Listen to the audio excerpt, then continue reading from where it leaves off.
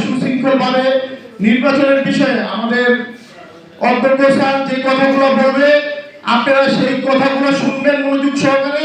এবং আপনারা তো আমাদের কর্মী, আপনারা যখন ভোট চাইতে যাইবেন আপনারা সবাই সেখানে গিয়ে এই কথাগুলো বুঝাবেন যে কিভাবে ভোট দিতে হবে। হানা ভোট তো অনেক আগে হয়ে গেছিল এরশাদের আমলে, এখন যেহেতু নতুন করে একটা হানা ভোটের একটা প্রস্তাবনা আসছে, যেহেতু ব্যালটও তৈরি হয়ে গেছে এই জাতীয় নির্বাচনের সাথে, আপনারা তো বিএনপি কে ধানের শীর্ষে ভোট দিবেন এবং হানা ভোটের ব্যাপারে আমাদের স্যার যেভাবে বলবে সেভাবে আপনারা ভোটারদের বুঝাবেন যাতে হানা ভোটটা ভোটাররা সেভাবে দেয়। কারণ দলীয় ভোট বুঝাইতে হইব না, ধানের শীষ বলতে বিএনপি এরা বুঝে, কিন্তু হানা ভোটের ব্যাপারে স্যার যেভাবে দিক নির্দেশনা দিবেন সেভাবে আপনারা ভোটারদের কাছে যেয়ে পৌঁছাইবেন। আমাদের পর্যায়ে অনুষ্ঠানের আগে কোরআন তেলাওয়াত করার জন্য আমাদের দোতলা মসজিদের কেন্দ্রীয় মসজিদের মুয়াজ্জিন মোহাম্মদ রবিউল ইসলামকে কোরআন তেলাওয়াত করার জন্য অনুরোধ জানাচ্ছি।